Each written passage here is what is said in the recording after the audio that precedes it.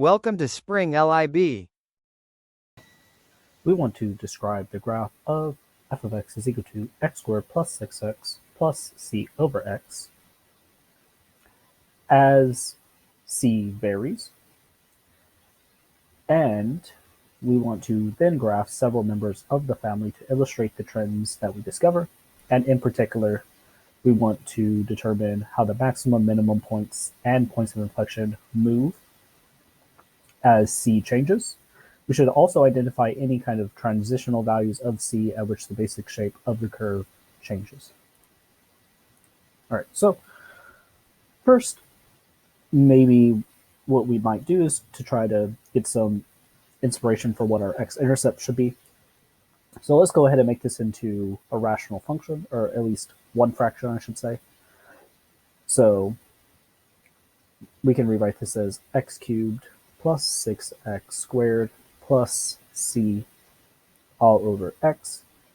Now, I don't know a good way to solve for the numerator here, so I'm just not going to attempt it. So let's move on to the first derivative and maybe see if we can get some inspiration for that. So to take the derivative of each of those terms, we would need to use power rule. So we'd get 2x plus 6 minus c over x squared, because remember, c divided by x is really c times x to the negative first power. All right, so let's do the same thing.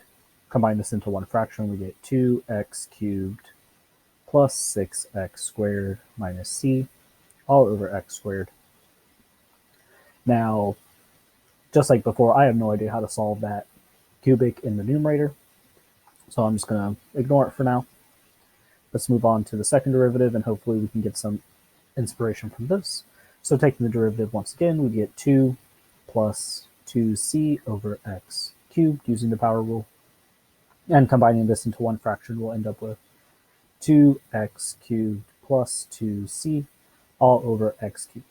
Now, the numerator of this is something I know how to solve for, so maybe we'll actually be able to find some of the inflection points. So that's going to give us 2x cubed plus 2c is equal to 0. Subtract the 2 over and divide by 2, we'd get x cubed is equal to negative c. Taking the cube root of each side, we get x is equal to the negative cube root of c. So at least we'll know how our inflection point will change. And we know it will be an inflection point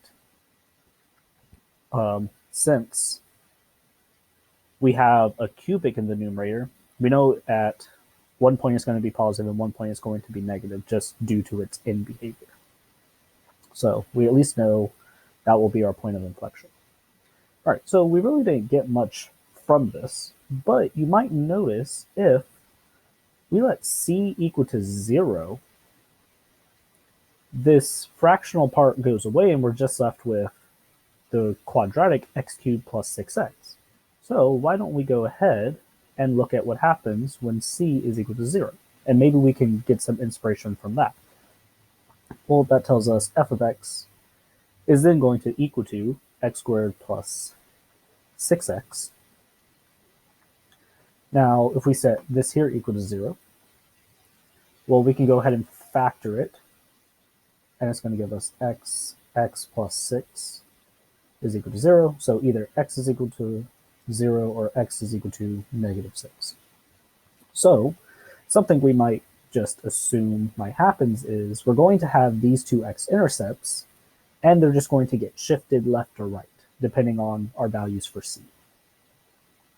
All right, so now the first derivative, when c is equal to 0, we'll power rule again to get 2x plus 6. Well, let's set this equal to 0. So subtract the 6 over, we get 2x is equal to negative 6. Divide each side by 2, we get x is equal to negative 3. And since the graph of this here is going to look something along the lines of this, we will know that this will be a minimum, since around x is equal to negative 3, the function is decreasing to the left of it and then increasing after. So we might say that our minimum for this family should be around x is equal to -3. And then our second derivative, that gives us 2. And, well, that's strictly greater than 0. So this implies it's always concave up. So something slightly different from what we have for the more general case. All right, so it looks like we'll have x-intercepts around x is equal to 0 and x is equal to -6. A minimum somewhere around x is equal to -3. And as long as x does not equal to 0, we will have our inflection point at x is equal to negative cube root of c. All right, so now let's go ahead and look at these graphs. So at c is equal to 0, we end up with this transitional value, as you can see, because when c is equal to -1 and c is equal to 1, we end up with a distinct differences in the graphs. And you might notice that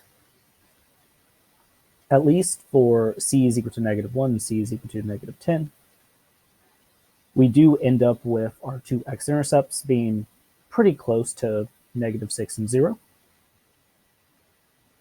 And you might also notice at about x is equal to -3, which is about right here,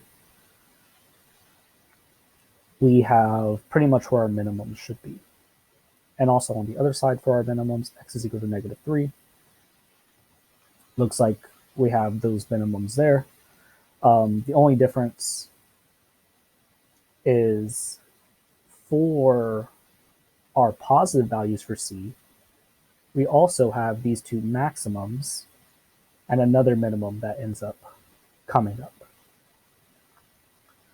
So we didn't quite get everything from making that replacement for c is equal to 0, but at least it gave us a little bit more information. Also, for inflection points, so we can see at about negative cube root of c, we should have our inflection points. So over at c is equal to -1, that should be at 1, and that looks like our inflection point there. At -10, well, that should be something about 2, and we have somewhat of a, or not there, but somewhere around here, it looks like we have where our point of inflection is. For c is equal to -10, well, it should be around -2, so we get our point of inflection there. And at c is equal to 1, it should be at -1, and it looks like we do have a point of inflection there.